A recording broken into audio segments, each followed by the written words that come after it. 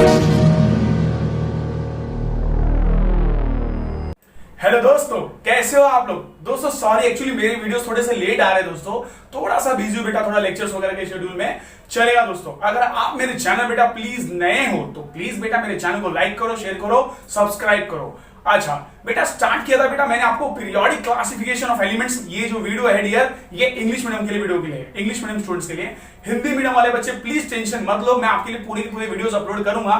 फिलहाल दोस्तों आप लोगों को याद होगा इंग्लिश मीडियम के 10th स्टैंडर्ड के स्टूडेंट्स को हम लोगों ने साइंस 1 का सेकंड चैप्टर स्टार्ट किया था, इसका नाम था पीरियोडिक क्लासिफिकेशन ऑफ एलिमेंट्स।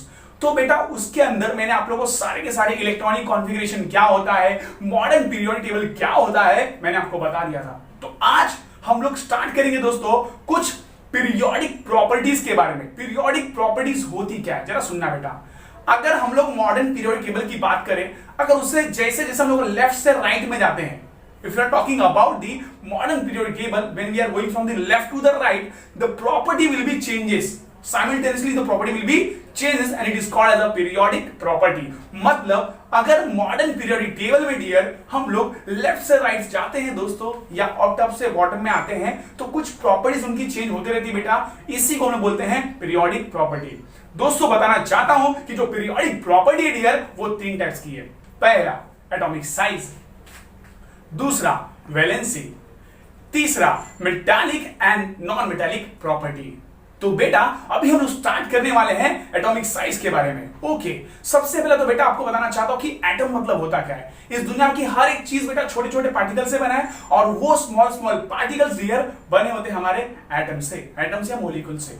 आपको मैं आज एटम और मॉलिक्यूल में थोड़ा सा डिफरेंस बता देता हूं बेटा। अगर कोई पूछे कि सबसे छोटा एटम होता है या मॉलिक्यूल, तो दोस्तों याद रखना जो सबसे छोटा होता है डियर वो होता है एटम। बहुत सारे एटम्स को मिला के डियर बनता है हमारा मॉलिक्यूल। अगर कोई पूछे तो क्या बोलने का, most of the atoms are combined to each other, there is a formation of one thing which is called as a molecule. मतलब एटम्स को मिला के मॉलिक्यूल बनता है। अब इस एटम बेटा जो स्ट्रक्चर होता होगा उसका कुछ ना कुछ तो साइज होता होगा। तो अभी हम स्टार्ट करेंगे एटॉमिक साइज के बारे में दोस्तों। तो पहला पॉइंट हमेशा याद रखना दोस्तों, एटॉमिक साइज हमेशा डिपेंड्स करती है उसके एटॉमिक रेडियस पे।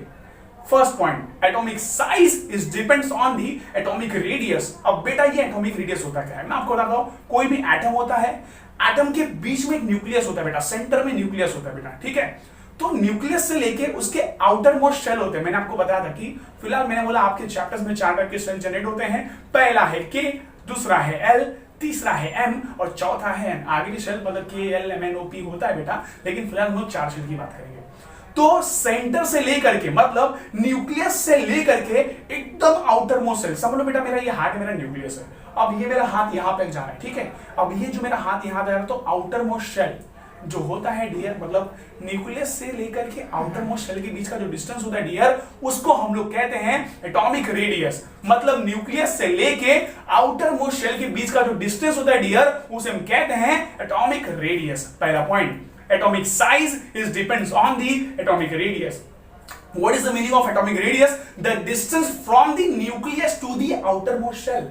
The distance from the nucleus to the outermost shell is called as a atomic radius. दोस्तों बताना चाहता हूं कि atomic size को हम लोग मेजर करते हैं in the picometer.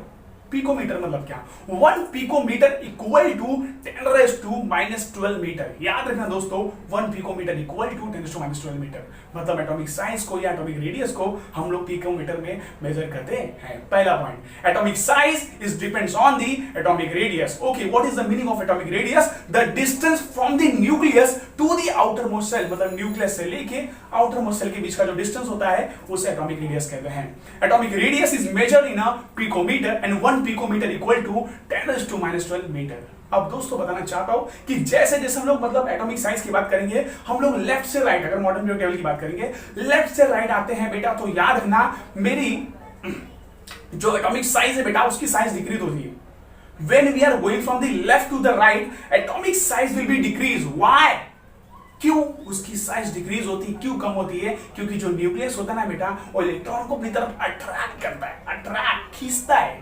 तो जिसकी वजह से जो सेल की साइज होती है कम हो जाती है। जब सेल की साइज कम होगी तो एटॉमिक ऑब्वियस एटॉमिक साइज क्या होगी, कम होगी। तो when we are going from left to the right, atomic size will be decrease. Why? Because nucleus attracts the electron. Because nucleus attracts the electron. And when we are going from the top to the bottom, जब लोग top से bottom जाते हैं, तो atomic size will be increased. Why? Because new shells are generated. नए shell बनते हैं. तो दोस्तों याद रखना, मैंने आपको बताया पहला point, atomic size. Atomic size is depends on the atomic radius. दूसरा point, the distance from the nucleus to the outer most shell is called atomic radius. तीसरा point, atomic radius is measured in a picometre and 1 picometre equal to 10⁻⁻12 metre. Fourth point, when we are going from left to the right, the atomic size will be decreased. Why? Because nucleus attracts the electron. When we are going from top to the bottom, atomic size will be increased. Why? Because new shells are generated. जब हम top से bottom में आते हैं तो नए नए shell generate होते हैं, जिसकी वजह से एटॉमिक साइज इंक्रीज होती है, बढ़ जाती है.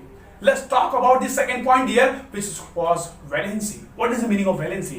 आपको बोलना चाहिए, पहला पॉइंट याद रखना, the combining property of an atom. The combining property of an atom is called as a valency. The combining property of an atom. The combining property of an atom is called as a valency. आपने सुना होगा कि जो atoms होते हैं आपस में बेचा जो काम करते हैं, कंबाइन होते हैं, मतलब बोलते हैं ना, कंबाइन हो जाते हैं by losing and gaining of electron, तो उसे कहते हैं valency. Second point, in any chemical reaction, how much electrons are loose? जितना भी इलेक्ट्रॉन देते हैं या जितना भी इलेक्ट्रॉन लेते हैं, देने को बोलते हैं लूज करना, लेने को बोलते हैं गेन करना. याद रखना, in any chemical reaction, how much electrons are loose and how much electrons are gained? The number of that electron is called as a valency. In any chemical reaction, how much electrons are loose and how much electrons are gained, the number of that electron is known as a valency. और बेटा याद रखना, valency always depends on the outermost shell. जो valency होता है dear, वो हमेशा outermost shell पे डिपेंड होता है.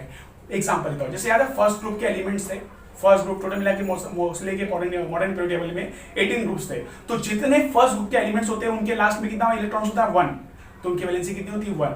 और सेकंड ग्रुप करेगा तो 2, थर्ड करेगा तो 3, फोर्थ करेगा तो 4 ग्रुप का. लेकिन जो फिफ्थ ग्रुप के जो होते हैं एटम्स होते हैं बेटा, ये एलिमेंट्स होते हैं, उनकी वैलेंसी होती है 3. अब बोलोगे 3 क्यों? क्योंकि याद रखना बेटा, कोई भी जो एलिमेंट्स होता है, कोई भी एटम होता है, उसके आउटर मोस्ट शेल में 8 इलेक्ट्रॉन होना चाहिए. अच्छा, तो लास्ट में अगर 5 रुपया है, 5 इलेक्ट्रॉन समझो, कितने इलेक्ट्रॉन की कमी है? 3 इलेक्ट्रॉन्स. तो वो 5 इलेक्ट्रॉन देगा कि 3 इलेक्ट्रॉन्स लेगा? तो 3 इलेक्ट्रॉन्स लेगा, इसलिए उसकी वैलेंसी 3 मानी जाती है. और वैसे 6 अगर लास्ट में रहेगा तो 2 लेगा, मतलब 2 वैलेंसी मानी जाएगी. मैं आपको बताऊंगा वैलेंसी के टॉपिक में. फिलहाल आप लोग याद रखना बेटा कि वैलेंसी किसे कहते हैं? तो the combining property of an atom is called as a valency. दूसरा, in any chemical reaction, how much electrons are loose and how much electrons are gained, the number of that electron is called as the valency. Dear, याद रखना, valency always depends on the outermost shell. और fourth point, in a same group, all the elements having the same valency. मतलब जो same group होते हैं उनकी, मतलब same group के जितने भी एटम्स रहेंगे उनकी वैलेंसी डियर क्या होगी? सेम होगी. चलो दोस्तों, अब मैं लास्ट टॉपिक पढ़ाने जा रहा हूं, जिसका नाम है metallic and non metallic property. समझ लो बेटा, मेरा ये लेफ्ट साइड है, ये राइट साइड है. लेफ्ट साइड में होता है मेटल, राइट साइड में होता है नॉन मेटल. मैंने आपको बताया, सीधी सी बात है. लेफ्ट साइड में अगर मेटल है तो वहां पे मेटालिक प्रॉपर्टी ज्यादा होगी, राइट साइड में नॉन मेटल तो नॉन मेटालिक प्रॉपर्टी ज्यादा होगी. When we are going from left to the right, जब हम लोग लेफ्ट से राइट में जाते हैं तो मेटालिक प्रॉपर्टी क्या होगी? डिक्रीज होगी. और नॉन मेटालिक प्रॉपर्टी क्या होगी? इंक्रीज होगी. When we are going from right to the left, then non-metallic property will be decreased and the metallic property will be increased. मतलब बेटा, जब हम लोग लेफ्ट से राइट में आते हैं तो मेटालिक प्रॉपर्टी कम होती है, नॉन मेटालिक प्रॉपर्टी बढ़ती है, इंक्रीज होती है. And when we are going from right to the left, then non metallic property will be decrease and the metallic property will be increase. तो दोस्तों, we had done the 3 topics. Periodic properties के 3 चीज बताए थे, atomic size, then valency, then metallic and non metallic property. एक बार बताना और चाहता बेटा कि metal always loses the electron and get the positive charge. Metal हमेशा इलेक्ट्रॉन को देते हैं तो उनको पॉजिटिव चार्ज मिलता है. और non metal gaining the electron, that means accepting the electron and they get the negative charge. ये आपको लिखना है metallic and non metallic property में डियर. एक बार वापस से, atomic size. Atomic size is depends on the atomic radius. The distance from the nucleus to the outermost shell, that is called atomic radius. Atomic radius always measure in a picometer and 1 picometer equal to 10⁻12 meter. When we are going from left to the right, the atomic size will be decreased. Why? Because nucleus attracts the electron. When we are going from the top to the bottom, atomic size will be increased. Why? Because new shells are generated. When I'm talking about the dear valency, the combining property of an atom is called as the valency. In any chemical reaction, how much electrons are lose and how much electrons gain, the number of that electron is known as the valency. Valency always depends on the outermost shell. In the same group, all the elements having the same valency. Let's talk about the metallic and non-metallic property. Metal always occur in the left side, non-metal always occur in the right side, dear. So we can say that now in left side the metallic property will be more, in the right side non-metallic property will be more.